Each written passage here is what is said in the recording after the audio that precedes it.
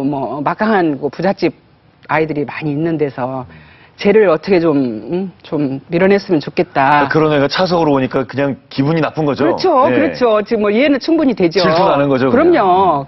그래서 사실 저를 좀 괴롭힌 아이들이 몇 명 있었죠. 근데 그러니까 그때나 지금이나 그때는 물론 요즘처럼 그렇게 심각하진 않았지만 당하는 사람 입장에서는 그렇죠. 마음의 상처가 되는 거예요. 그러니까 예를 들어서 뭐 선생님한테 종례 시간에 손을 딱 어떤 학생이 들더니 반장 선거로 뽑아요. 그러니까 자신 있다는 걸 선거로 뽑으면 자기 학교 출신이 많으니까. 벌써 반장이 뽑혀 있는데도. 있는데 그런 학생도 있었고 그러면 당하는 입장에서는 정말 상처가 되죠. 그리고 학교에서 소풍을 가는데 우리 형편이 어렵다는 거 뻔히 알면서 너 선생님 도시락 싸와. 뭐 아이들이 이제 그런 말을 한다든지 그럴 때 사실 마음에 상처가 있지만 저는 그런 것을 전혀 겉으로는 사실 나타내지 않고 씩씩했어요. 참, 내 밥 사기도 힘들어 죽겠는데. 그렇죠. 그 당시에는 그랬죠. 구남매에서. 그러게 말입니다. 근데 그런 게 그 어린 나이에는 상처로 좀 오래 남지 않습니까? 그렇죠. 그러니까 제가 뒤돌아보면 그런 상처를 극복을 하고 어떤 더 강한 의지를 키운다든지 그렇다면 인생을 살아가는 데 있어서 오히려 도움이 되지 않나. 그러니까 물론 상처를 받지 않으면 좋겠지만 만약에 받았을 경우에는 이걸 상처로서 너무나 거기에 연연하지 말고 내가 이렇게 뭔가 다른 사람보다 부족한 면이 있기 때문에 이런 상처를 받는 게 아니겠습니까? 어떤 이유든. 그러면 그 부족한 것을 메우려고 하는 그런 의지와 그런 생각이 더 강해지는 거죠. 어린 시절에 네. 꿈은 뭐였습니까?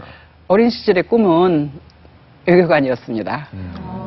이루셨네요. 예. 멀고 돌고 돌아서 30여 년 만에 이룬 꿈이 외교관이었는데 사실은 제가 자랄 때는 우리 동네 사람 그다음에 언니 오빠 그거밖에는 더 이상 그게 전부 나의 세상이었는데 나는 다행히도 언니 오빠가 많으니까 책도 접할 수 있었고 그때는 책도 아주 귀했어요. 거의 50년 전 그러니까 중학교 들어갈 때 50년 전 얘기인데 그 전에 그러니까 책도 읽고 동화책도 읽으면서 너무너무 모르는 내용이 많이 거기에 쓰여 있는 거예요. 거기에 대한 호기심, 동경. 그런데 또 더 결정적이었던 것은 언니 오빠들이 가지고 있는 세계 지도 책 있잖아요. 네. 모르는 나라가 너무 많은 거예요. 여기를 가고 싶은 거예요, 다. 가보고 싶고 활동하고 싶은 거예요. 넓은 세상에 나가서.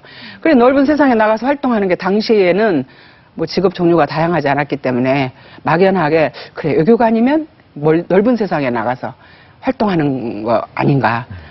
그럼 외교관이 돼야지 하는 그런 꿈을 가지게 됐어요. 그럼 우리 10대 중학생들이나 고등학생들이 네. 자신의 꿈을 어디서 찾으면 좋을까요?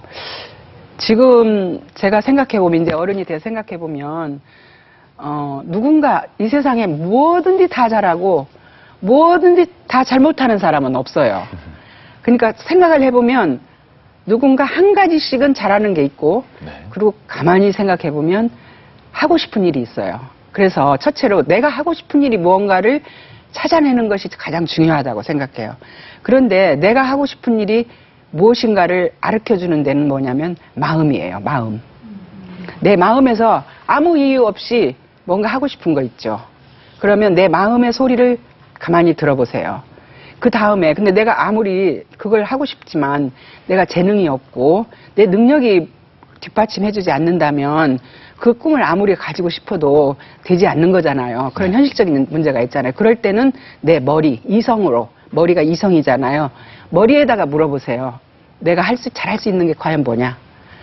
그걸 본인이 스스로 답을 하기 어려우면 부모님과 선생님들에게 자문을 구하세요. 그런데 여기서 가장 중요한 건 제가 몇 번 강조하건데 가장 중요한 건 최종 결정은 자신 스스로가 하는 거예요. 그렇죠. 그래서 마음과 머리가 일치할 때는 저는 그래요. 도전하라. 근데 우리 김영희 전 대사께서는 그렇게 외교관이라는 그 당시에는 어려운, 지금도 쉽진 않습니다만 그 당시에 여자로서는 더 어려운 꿈을 꿨음에도 불구하고 대학은 갈 수가 없었어요. 예, 갈 수 없었어요. 농사 짓는 부모님의 9남매 8번째 그리고 딸은 당신은 더 요즘이야 아들이나 딸 차이도 없고 또 1명, 2명이니까. 근데 그때는 만약에 똑같이 가능하다면 아들을 더 그랬죠. 선호했죠. 네. 그런